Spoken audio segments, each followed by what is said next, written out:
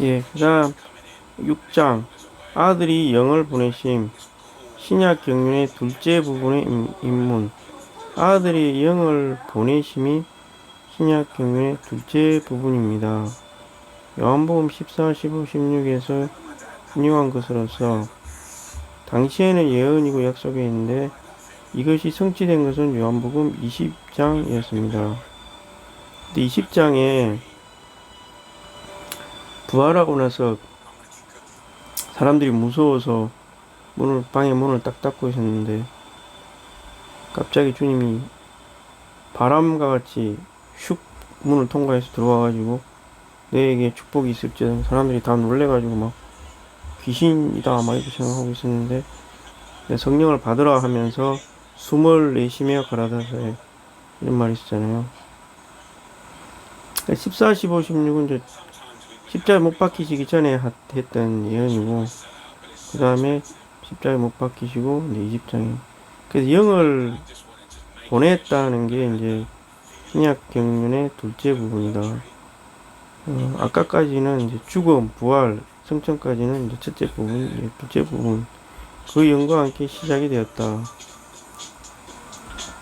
그래서 사복음서 중심인 아들이고 그분은 아버지와 함께 있고 그 영에 의해 계셨다가 이제 죽고 나서 14, 15, 16은 이 땅에 계시는 동안 마지막 계시의 내용이고 이 세 장은 굉장히 깊고 거룩하다.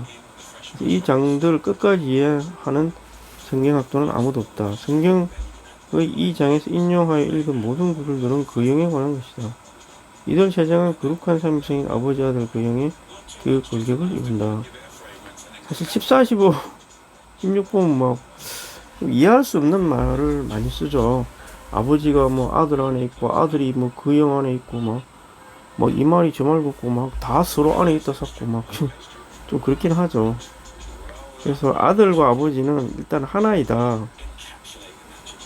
계속 이것을 강조하고 있죠. 14장에서는 아버지가 아들과 하나인 것을 가르치고 있다. 아들이신 그분은 그들과 함께 계셨다. 그들 모두는 그분을 보았고 그분과 함께 있었다. 빌립은 주님께 아버지의 우리를 보여주십시오 하니까 주님이 뭐라 했냐면 나와 아버지는 하나다 이렇게 이제 말씀하셨죠. 십자가에 못 박히시기 전에 하신 말씀이죠. 이게 하나라는 게 이게 그냥 내가 어떤 사람과 하나다 이게 무슨 말일까요? 하나라는 그 말 자체가 똑같다는 말인가요? 내 아들이 아버지가 아들이다 그 말인 건지 이제 결국 3일 하나님이 시간 안에서의 법칙을 순종해서 구속자가 되기 위해서 아들이 될 수밖에 없는 거잖아요. 근원이고 인성을 입어서 아주 아기 때부터 이렇게 자라나서 이제 어른이 되고 그 어른이 이제 죽어야 되는 거니까 그래서 아들의 형태로밖에 될 수가 없는 건데 실제로는 3일 하나님 그분 자신이다 이 말이죠. 예. 그렇다고 해서 양태론도 아니고 양태론이라는 구속자가 될 때는 아들이 되었다가 그 다음에 다시 아버지로 돌아갔다. 부활해서는 아버지가 이거는 경륜을 모르는 소리죠. 근데 하나님이 입으신 이 그 인성 그 자체가 3일 하나님의 3일성 안으로 들어가 버린 거잖아요. 아들이라는 그래야 그 맏아들이라는 말이 형성이 되고 나머지 구속받은 사람들도 똑같이 3일성 안으로 들어갈 수 있는 거죠. 그래서 3일 하나님도 그 안에 들어갈 수 있고 이게 서로 안에 막 거하는 그런 말씀을 많이 하시는데 그때 14, 15, 16 주로 아들과 아버지와 그 영이 하나다라는 걸 많이 강조했지만 결국은 우리 모두가 3일 하나님과 하나가 된다는 걸 결국은 말하는 거죠. 그게 이제 15장에서 포도나무와 가지로 이제 이렇게 계시를 하신 거죠. 네, 그리고 또 다른 보혜사를 보내겠다라고 또 다른 보혜사라고 했죠. 그래서 14장의 16절에 이어서 그가 또 다른 보혜사를 너희에게 주사 영원토록 너희와 함께 있게 하시리라. 또 다른 보혜사는 아들이 이미 첫째 보혜사로 거기 계셨다는 것이고, 그러나 이들은 아버지께서 다른 보혜사를 제자들에게 주시기를 구했다. 마치 두 보혜사가 있는 것처럼 들리지만 사실상 14장 16에서 20절 우리에게 주실 다른 보혜사들은 아버지께서 구하시는 보혜사의 실제였다는 걸 보입니다. 보혜사가 거기에서 제자들과 말씀하고 계셨고 아버지께서 그들에게 다른 보혜사를 보내주시기를 구하고 계셨다. 이 다른 보혜사는 실제의 영이다. 그래서 17절에는 저는 실제의 영이다. 다 세상 사람들은 모른다. 이는 저희가 너희와 함께 계시고 너희 속에 계시겠음이니라. 이 구절에서 커다란 전진을 제시한다. 왜냐하면 본래 보혜사는 단지 제자들과 함께 계셨을 뿐 제자들 안에 계시지는 않았기 때문이다. 17절이 이제 너희와 함께 계심이요 너희 속에 계시겠음이라 이렇게 말했죠. 함께 있는 것뿐만 아니라 속에 있다는 영 안에 있다는 말이죠. 하나님의 영 안에 하나님의 영과 연합될 수 있는 형태로 된다는 말이겠죠. 이런 거는 이제 저희가 완전히 이해할 수는 없지만 물리적으로 보면은 양자화가 된다. 저는 이렇게 생각하는 거죠. 하여튼 한 존재가 원자보다 더 작은 양자 단위로까지 쪼개질 수 있는 그런 상태가 되는 거예요. 바람과 같이 되고 있는. 근데 그 중에 단 하나의 입자만 만져도 그 사람 전체를 만지는 것과 똑같은 현상이 발생하고, 그리고 그 사람은 자기를 받아들인 모든 사람과 다 동시에 연결되는 컴퓨터로 치면 중앙 컴퓨터 같은 느낌이 되겠죠. 그래야 유기체가 되는 거예요. 우리가 지금 사실 하나님의 삼일성을 물질 세계에서 어느 정도는 비슷하게 체험을 한다고 봐야 되겠죠. 뭐 인터넷이라든가 이런 것도 일종의 한 머리 대심과 모든 컴퓨터 수억 수천 대의 컴퓨터가 연결이 되어 있는 거잖아요. 중앙 컴퓨터와. 지금 이 세상에서는 뭐 중앙 컴퓨터가 각각 회사가 다르긴 하지만 뭐 구글이라는 회사, 뭐 네이버라는 회사 이렇게 다르긴 하지만 이 믿는 이는 단 하나의 그 중앙 컴퓨터가 있는 거죠. 말하자면. 근데 우리가 이제 우리 안에 컴퓨터는 이제 우리 사람의 영이라고 할 수 있겠죠. 이제 그걸 켜서 중앙 컴퓨터와 접속을 하는 거예요. 그래서 근데 이제 이거는 컴퓨터고 실제로 인격체니까 하나님은 단순히 뭐 교통하는 것뿐만 아니라 실제가 전달이 되기도 하죠. 실제로 지금 컴퓨터도 중앙 컴퓨터에 있는 내용이 이 우리 컴퓨터로 이렇게 전달이 되는 거잖아요. 지금은 전파의 형태로 전달이 되지만 옛날에는 일일이 그 전화선에 꼽아갖고 했잖아요. 지금 무선으로 다 되죠. 그러니까 이게 사람의 영하고 굉장히 좀 한면에서는 유사하다고 봐야 되겠죠. 이게. 또 다른 보혜사라는 거는 주님이 변형이 되신 상태를 말하는 거죠. 사실은 진짜 다른 게 아니라.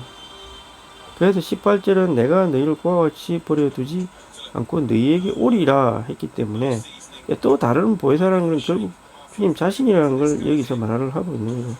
내가 너희에게 온다 그랬잖아요. 내가 온다 그랬죠. 그래서 조금 있으면 19절에서는 또 이렇게 말하죠. 그 부연 설명하는 거죠. 내가 살겠고 너희도 살겠다. 죽었다가 다시 살아서 다시 너희에게 오는 그것이 바로 또 다른 보혜사다. 이런 말을 하려고 한 거죠. 믿는 이들만이 이 특권을 소유했을 뿐 세상은 이 특권을 소유할 수 없다. 그래서 20절에서는 이제 결론적으로 그날에는 내가 아버지 안에 너희가 내 안에 내가 너희 안에 있다는 것을 너희가 안다. 그날에는 부활의 날이겠죠. 내가 아버지 안에 있었고 너희가 또 주님 안에 있으니까 우리는 결국 그렇게 되면 아버지 안에 우리도 함께 들어간다 말이겠죠. 내가 너희 안에 있다는 것은 이제 보혜사가 돼서 너희에게 오겠다는 거잖아요. 내가 너희 안에 있다는 것을 너희가 알게. 주님이 아버지 안에 있고 우리가 주님 안에 있고 주님이 우리 안에 있다 이렇게 되는 거잖아요. 말을 그렇게 하는 거죠.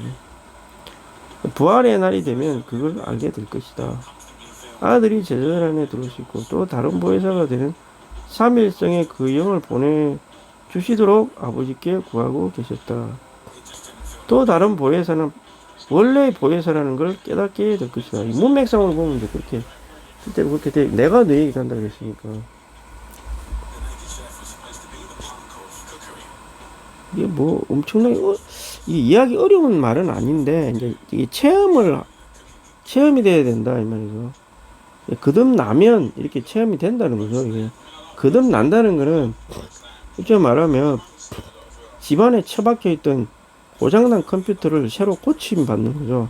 고쳐서 접속이 돼가지고 작동한다는 거죠. 지금 믿지 않는 사람들은 고장난 컴퓨터라고 보면 되는 거죠. 집안에 고장난 컴퓨터가 있는데 그거를 컴퓨터가 주님이 들어와서 고쳐진다는 거예요. 영인 형태로 공기같이 들어와가지고 고쳐져서 제대로 작동하기 시작한다 이 말이에요. 아들과 아버지와 그 영이다. 이 셋은 이 삼자는 서로 안에 있고 그들 모두 서로 하나로 상호 내재한다. 이게 무슨 말인지 뭐 이해 안 되죠. 서로 안에 거하고 있습니다.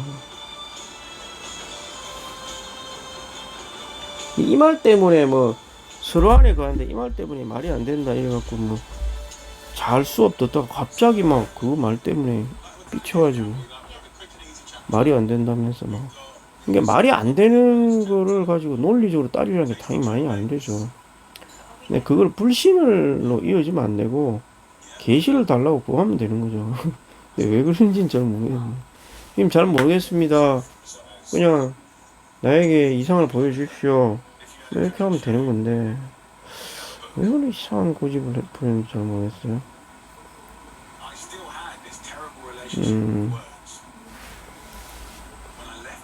요한복음 14장에서 보혜사가 내 이름으로 보내줄 성령 그가 너희에게 모든 걸 가르치고 내가 너희에게 많은 걸 생각나게 할 것이다.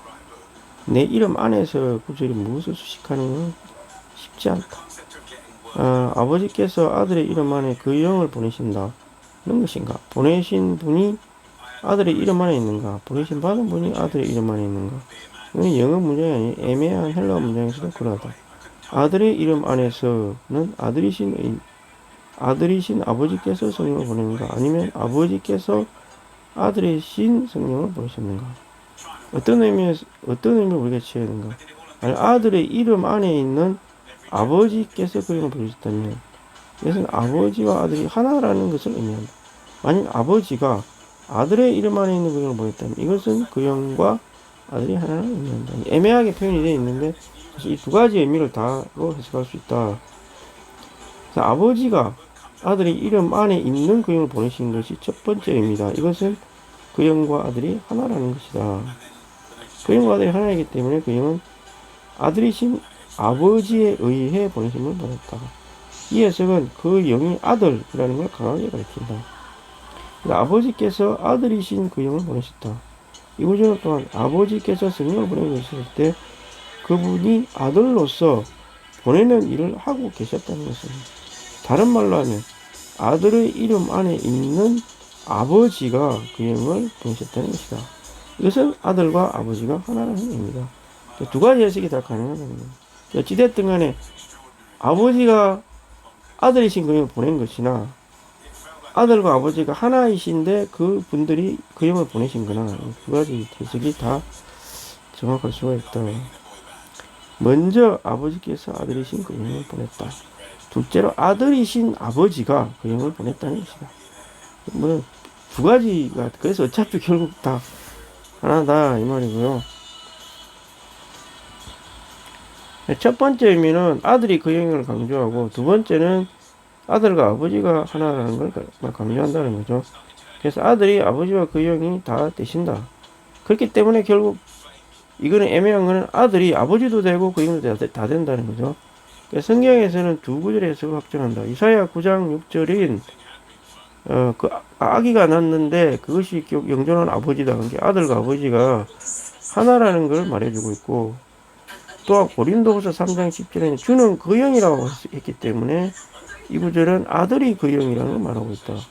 요한복음 14장 26절의 애매함은 우리에게 아들이 보내신 분인 아버지이자 보내신 받은 자인 그 영이라는 걸 보여준다. 아들은 보내신 자 혹은 보내신 받은 자이다. 둘 다 된다.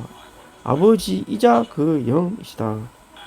그래서 요한복음 14장 26절은 아들이 보내신 자인 아버지이기도 하고 또 보냄받은 자인 그 영 둘 다 된다는 거죠.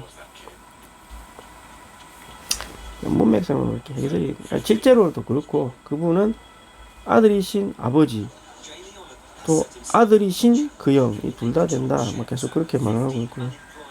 요한복음 14장 16에서 20절까지와 26절 이 두 부분의 말씀으로 되돌아갈 필요가 있다. 우리는 이 구절들을 먹어서 우리에게 양식이 되게 해야 한다.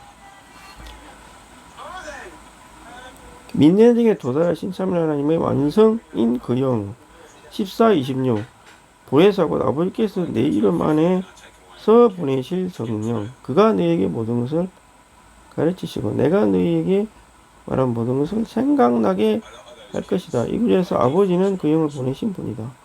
15장 26절은 내가 아버지로부터 함께 너희에게 보낼 보혜사 곧 아버지로부터 함께 나오시는 실제 영이 오실 때 그가 너를 증거하실 것이다. 이 구절에서는 아들이 아버지로부터와 함께 그 영을 보내신 것이다. 아들이 보냈다는 거죠. 이 부터 함께라는 건 이게 헬라어 전치사 용법이라고 뭐 그래요. 뭐로부터 함께. 또 우리가 그로부터 함께라고 보는 때 파라라는 건데요. 이 무엇의 곁에서 그런 뭐로부터 함께이다. 14장 26절에서 보내는 분은 아버지이셨다. 그러나 15장 26절에서는 아들이 또한 또 보내는 분이시다. 14장 26절은 아들이 구하는 분이었으나 15장 26절에서는 또 아들이 보내는 분이다. 이 구절들은 아버지와 아들이 하나라는 것을 보여주는 것입니다. 15장 26절에서 아들은 아버지로부터 함께 그 영을 보낼 것이다. 이것은 아들이 그 영과 함께 아버지도 보내실 것임을 의미한다. 아버지도 보낸다는 거죠. 그러므로 보내심 받은 분은 그 영일 뿐 아니라 아버지이기도 합니다. 왜냐하면 보내심 받은 분이 아버지로부터 함께 오실 것이기 때문이다. 아들은 그 영을 아버지로부터만이 아니라 아버지와 함께 보내신다. 14장 26절에서 15장 26절에서의 보혜사이신 그 영을 보내신다. 14장 26절에서 그 영은 아들의 이름 안에서 보내심을 받을 것이다. 이는 그 영이 아들로서 보내심을 받을 것임을 의미한다. 결국 아들의 이름 안으로 보낸다는 것은 굉장히 중요한 말이에요. 아들 이름이 예수잖아요. 그래서 예수라는 이름 안에서 보내실 것이다. 말이죠. 유일한 구속자인 예수님을 믿을 때 그럼 그 영이신 삼위 하나님을 받을 것이다. 이 말이죠. 이 구절에서의 주안점은 그 영이 아들로서 보내심 받고 아버지와 함께 오신다.